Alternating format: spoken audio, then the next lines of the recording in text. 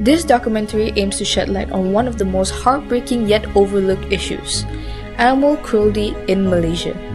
Every day, thousands of animals suffer in silence, victim of abuse, neglect, and exploitation. But how bad is the problem really?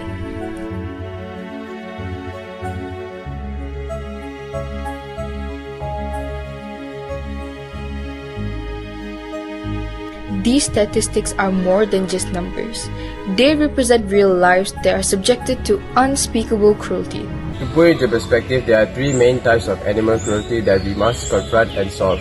The first being abandonment, which is leaving them by themselves and don't have anything with them, food and water. Second being abuse, which is physical or torturing them. And finally neglectment, which is using them for illegal trade or importment. Stray animals are the most visible victims to cruelty. Take the case that happened back in 2019 in Selangor, where a stray dog has been brutally beaten up by a metal rod, yet incidents like this happen on a daily basis with little actions taken. Another form of animal cruelty is wildlife trade. In 2021, authorities saved a baby sunbird that has been destined for the black market. This practice doesn't only endangers our animals but threatens our biodiversity. From exotic pets to poaching, this illegal trade practice flourishes under the weak enforcement. Then there's the tragic story of Cruelty, a beloved stray dog that has gained its fame on TikTok before being shot by authorities in 2024. Her death has sparked public outrage and a movement of justice, but it also exposes the flaws of Malaysian animal control policies. These are just some examples, but they highlight the broader and systematic issues that allows animal cruelty to persist. If we're to make a real change, we need to address these issues heads-on, both through better laws and public awareness. While statistics give us an idea of the magnitude of animal cruelty, there is no better way to understand the challenges and solutions than by hearing from those directly involved in the fight for animal rights. Today, we are fortunate enough to be joined by two dedicated animal rights activists, Sunny and Helena. These two have committed their lives to improving the welfare of stray animals and raising awareness for animal issues here in Malaysia. To start, could you tell us a bit about yourselves? My name is Sunny. Previously, I'm a conductor. Quit my job already for the past 3 years. Hi, my name is Helena.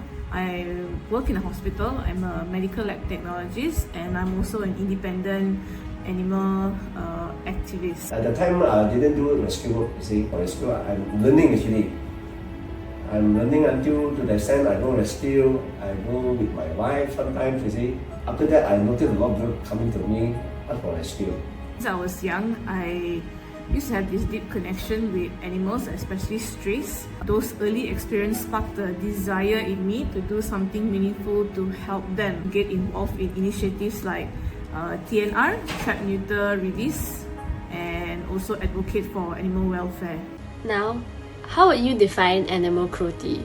Animal cruelty encompasses of any intentional or unintentional behavior that causes harm, suffering, or neglect to animals.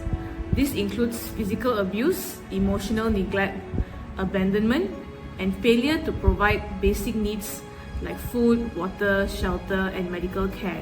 What are some less visible forms of animal cruelty that people might not know about? Overbreeding. I think a lot of people might not be aware of this. So when you purchase a breeded dog or a cat, what happens behind the scene, nobody is aware. So most of the time, these dogs are not well kept. They are not groomed, kept in small cages. Most of the time, their cages are filled with feces and urine, and sometimes their food bowl also is filled with feces. And this cruelty is very harmful to their health. Once they are used up, they are often just left to die, released onto the streets to fend for themselves. The current methods that are being practiced now to manage stray population is just catch and kill. Sometimes they are actually exploited. Whenever there's construction, dogs are usually taken, placed in that area to actually guard the construction site. But once the construction is over, the dogs are actually just left there to fend for themselves. They are left without food. They're left to just overbreed, populate the area.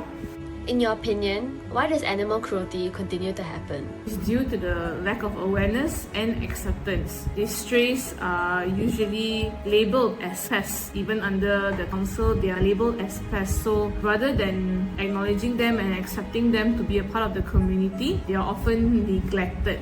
Weak laws and poor enforcement allows these perpetrators to act without consequences. What can everyday people do to help? Support us.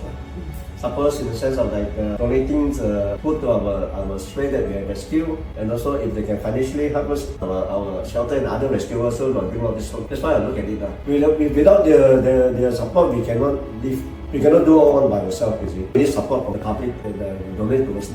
As I mentioned earlier, I think many of us do not know that when we call the council and complain about the strays, the council actually come and catches them and they are eventually killed. And most of us who are independent, who feed strays in our community, most of us have already neutered the strays in that area. So when people call and complain, these neutered dogs or cats are also caught and they are put to sleep. And this actually impacts and affects the independent feeders because they did not only invest emotionally in feeding them, but they also invested finances into neutering them and maintaining them medically throughout their life on the street. It actually is a wasted effort for independent feeders like me and everyone who is doing this out there. The difficulties we are facing now, council come and give us letters and this ask us to move all these things because they are disturbing the community there, so we have to move out, we have to find a piece of land. So I also hope people must understand the work we are doing now. Not easy actually. We are always struggling and financial all these things. So we hope people can help us stray dogs or animals with a good heart. So there was a time where the council came 3 nights in a row, 12 a.m. onwards, because these are the times where quite easy to catch the strays because they are asleep. During the daytime, they are more alert. At that time, because some of us were aware that the council were coming at night, we actually went out to chase the strays that we have neutered. Some of these independent feeders, they are actually women in their older age, 70 years old, and it was not safe for them to actually come out during this time to actually chase the strays away. So when that happened, I thought to myself, enough is enough. Most of us are burnt out, going through the same cycle again and again. So a few of us in PJ actually gathered buying forces and we spoke to the council. We shared the challenges we are facing and we also heard the challenges that they face. We had a mutual understanding where we were given an approval to do a pilot project to carry out trap, neuter, release and see how the results is. Lastly, do you think there's hope for ending animal cruelty here in Malaysia? And what needs to happen in order for that to become a reality? Yes, through awareness, advocacy, and effective programs like Trap, Neuter, Release. TNR is crucial because it addresses the root cause of stray overpopulation humanely and sustainably. By neutering these strays, it prevents the cycle of uncontrolled breeding, reducing the number of animals born into this hardship. The release of neutered animals back into their territory helps maintain a stable population. If we remove the strays entirely, it creates a vacuum effect. The areas where animals were, there are sources, shelters, food, water. So this will allow stray animals from other areas to come in. So hence, if the dogs were caught earlier and neutered and they released back, they actually guard the area, they guard the resources, preventing other animals from coming in. Therefore, as the years go by, the number of dogs, the number of cats reduces and eventually it will become zero. For this to happen, it takes a whole society approach to make TNR effective. Every individual plays a crucial role, whether through community, education, responsible pet ownership, volunteering, or supporting humane policies. After hearing from experts in the field, one thing is clear: the fight against animal cruelty cannot be won without a proper public education. The truth is the way we treated animals is often rooted in what we know or don't know, and that's where public education comes in. You see, education isn't just about facts, it's about creating awareness and empathy. That's why public education on animal rights is crucial. It's not just about changing laws, it's about changing minds. When we educate communities, we start to create ripple effect. It's no longer just the responsibility of animal rights activists, becomes everyone's responsibility. The fight that we fight here at Project Rise is not just a fight for animals' lives. It's a fight that we need to come together and pursue for the greater change of all the animals that have been cruelly mistreated. So please, I urge you, sign our petition, join the movement, and even if you can't, a good social media post or a small word of mouth here or there may change the lives of those cruelly mistreated around us. The time for change is now. We've heard from the experts, we've seen the many atrocities, but things don't have to stay the same. Whether it be, donating $1 or even going out and helping small local animal shelters, the time for change is now, and volunteering or getting that first step out of the door is always a good way to start. By helping organizations that lead the front for animal rights, or even, doing some small things as, feeding stray dogs or feeding a stray cat here and there, everything matters. Every dollar in contribution can change everything.